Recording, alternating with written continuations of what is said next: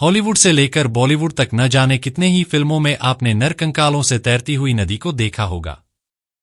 लेकिन यदि हम कहें कि ऐसी नदी सच में इस पृथ्वी पर मौजूद है और वो भी भारत में, तो शायद आप यकीन नहीं करेंगे। पर यह बिल्कुल सत्य है और आप वहां बेरोक टोक जा भी सकते हैं। दरअसल भारत के हिस्से में आने वाले हिमालय क्षेत्र में बर्फीली चोटियों के बीच स्थित रूपकुंड झील में एक अरसे से इंसानी हड्डियां बिखरी हैं। रूपकुंड झील समुद्रतल से करीब 16,500 फीट यानी 5,029 मीटर की ऊंचाई पर मौजूद है। ये झील हिमालय की 3 चोटियों के बीच मौजूद है। हिमालय की ये 3 चोटियां त्रिशूल जैसा दिखने के कारण इन्हें त्रिशूल के नाम से जाना जाता है। त्रिशूल को भारत की सबसे ऊंची पर्वत चोटियों में गिना जाता है, जो कि उत्तराखंड के कुमाऊं क्षेत्र में स्थित है। रूपकुंड झील को कंकालों की झील कहा जाता है। यहां इंसानी हड्डियां जहां तहां बर्फ में दबी हुई हैं।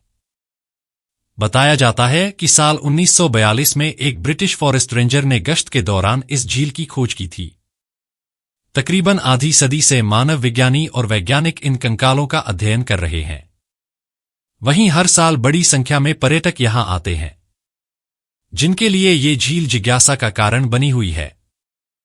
साल के ज्यादातर वक्त तक इस झील का पानी जमा रहता है, लेकिन मौसम के हिसाब से यह झील आकार में घटती बढ़ती रहती है। जब झील पर जमी बर्फ पिघलती है, तब यहां चारों तरफ इंसानी कंकाल दिखाई देने लगते हैं।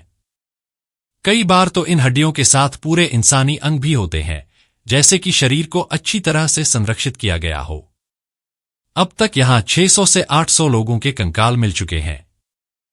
पर्यटन को बढ़ावा देने के लिए उत्तराखंड की सरकार इसे रहस्यमयी झील के तौर पर बताती है। गुजरी आधी सदी से ज्यादा वर्षों से वैज्ञानिकों ने इस झील में पड़े कंकालों का अध्ययन किया है और कई अनसुलझी पहेलियों को सुलझाने की कोशिश की है। उनके सामने कई सवाल थे। मसलन, ये कंकाल किन लोगों के हैं? इन लोगों की मौत कैसे हुई? ये लोग कहां से यहां आए थे? इन मानव कंकालों को लेकर एक पुरानी कहानी यह बताई जाती है कि ये कंकाल एक भारतीय राजा, उनकी पत्नी और उनके सेवकों के हैं। कहानी के अनुसार ये सभी लोग 870 साल पहले यहां आई एक बर्फीले तूफान का शिकार हो गए थे और यहीं दफन होकर रह गए थे। एक अन्य थ्योरी के मुताबिक इनमें से कुछ कंकाल ब्रिटिश साम्राज्य के भारतीय सैनिकों के हैं, जो कि 1841 में तिब्बत पर कब्जा करने की कोशिश कर रहे थे और जिन्हें हराकर भगा दिया गया था। इनमें से 70 से ज्यादा सैनिकों को हिमालय की पहाड़ियों से होते हुए वापस लौटना पड़ा और रास्ते में ही उनकी मौत हो गई। एक अन्य कहानी के अनुसार माना जाता है कि यह एक कब्रगाह हो सकती है, जहां किसी महामारी के शिकार लोगों को दफनाया गया होगा। इस इलाके के गांवों में एक प्रचलित लोकगीत गाया जाता है। इसमें बताया जाता है कि कैसे यहां पूजी जाने वाली नंदा देवी ने एक लोहे जैसा सख्त तूफान खड़ा किया, जिसके कारण झील पार करने वालों की मौत हो गई और वे इसी झील में समा गए। भारत की दूसरी सबसे ऊंची चोटी नंदा देवी है, जिसका नाम इन्हीं देवी के नाम पर रखा गया है। कंकालों को लेकर किए गए शुरुआती अध्ययनों से पता चला है कि यहां मरने वाले अधिकतर लोगों की ऊंचाई सामान्य से अधिक थी। इनमें से ज्यादातर मध्यम आयु वर्ग के थे, जिनकी उम्र 35 से 40 साल के बीच रही होगी। इनमें उम्रदराज महिलाओं के भी कंकाल हैं, लेकिन बच्चों का कोई भी कंकाल यहां अब तक नहीं मिला है। साथ ही अध्ययन में यह भी पता चला है कि इन सभी का स्वास्थ्य अच्छा रहा होगा। ये भी माना जाता है कि ये कंकाल एक ही समूह के लोगों के हैं, जो कि 9वीं सदी के दौरान अचानक आई किसी आपदा के दौरान मारे गए थे। 5 साल तक चले एक हालिया अध्ययन में कहा गया है कि ये सभी कयास शायद सच नहीं हैं। इस अध्ययन में भारत समेत जर्मनी और अमेरिका के 16 संस्थानों के 28 सहलेखक शामिल रहे हैं। वैज्ञानिकों ने जेनेटिक रूप से और कार्बन डेटिंग के आधार पर झील में मिले 38 इंसानी अवशेषों का अध्ययन किया। इनमें 15 महिलाओं के अवशेष शामिल हैं। इनमें से कुछ तो 1200 साल पहले के हैं। अध्ययनकर्ताओं ने पाया है कि मरे हुए लोग जेनेटिक रूप से अलग अलग हैं और उनकी मौतों के बीच में 1000 साल तक का अंतर है। अध्ययन की मुख्य लेखिका इडेओइन हार्ने, जो हार्वर्ड यूनिवर्सिटी में पीएचडी की छात्र हैं, वे कहती हैं, इससे वे थ्योरी खारिज हो गई जिनमें कहा गया था कि किसी एक तूफान या आपदा में ये सभी मौतें हुई हैं। वे कहती हैं, अभी भी यह साफ नहीं है कि रूपकुंड झील में आखिर हुआ क्या था, लेकिन हम यह बात जरूर कह सकते हैं कि ये सभी मौतें किसी एक घटना में नहीं हुई हैं। इससे भी ज्यादा दिलचस्प यह है कि जेनेटिक स्टडी से पता चला है कि ये लोग अलग अलग मूल के थे। मसलन, इसमें एक समूह के लोगों के जेनेटिक्स मौजूदा वक्त में दक्षिण एशिया में रहने वाले लोगों जैसे ही हैं, जबकि दूसरे समूह के लोगों के जेनेटिक्स मौजूदा वक्त के यूरोप के लोगों से मिलते जुलते हैं। खासतौर पर ये यूनान के द्वीप क्रीट में रहने वाले लोगों जैसे हैं।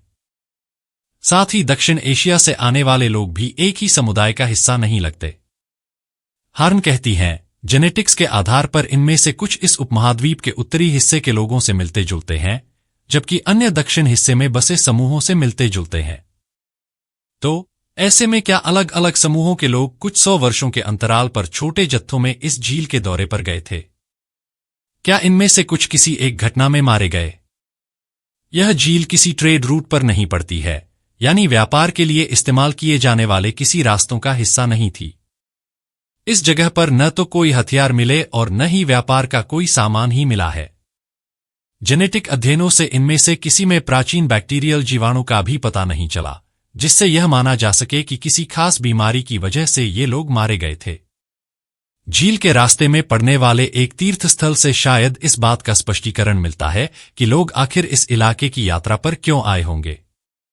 अध्ययनों की माने तो 19वीं सदी के आखिर तक इस इलाके में तीर्थयात्रा के कोई पुख्ता प्रमाण नहीं मिलते हैं, लेकिन 8वीं और 10वीं सदी के स्थानीय मंदिरों में मिले शिलालेख इशारा करते हैं कि यहां उस दौर में लोग तीर्थयात्रा पर जाया करते थे।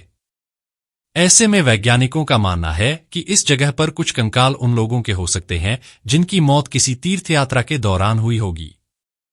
लेकिन पूर्वी भूमध्यसागरीय इलाके के लोग भारत के हिमालय की इन ऊंची पहाड़ियों पर मौजूद झील पर क्या करने गए थे? इस बात की उम्मीद कम जान पड़ती है कि यूरोप के लोग इतना लंबा सफर तय करके एक हिंदू तीर्थ यात्रा में हिस्सा लेने के लिए रूपकुंड पहुंचे होंगे। तो क्या यह हो सकता है कि पूर्वी भूमध्यसागरीय पूर्वजों की जेनेटिक रूप से अलग आबादी पीढ़ियों से इस इलाके में रह रही हो? हार्ने कहती हैं, हम अभी भी इन सभी सवालों का जवाब ढूंढने की कोशिश कर रहे हैं। फिलहाल ये रूपकुंड आज भी सभी के लिए एक रहस्य बना हुआ है, जिसके रहस्यों पर से पर्दा उठाने को लेकर वैज्ञानिक लगातार इसका अध्ययन करने में जुटे हैं। यह वीडियो आपको कैसी लगी, यह हमें कमेंट बॉक्स में जरूर बताएं। साथ ही वीडियो अगर पसंद आया हो तो चैनल को सब्सक्राइब करने के साथ वीडियो को लाइक और शेयर करना ना भूलें। धन्यवाद।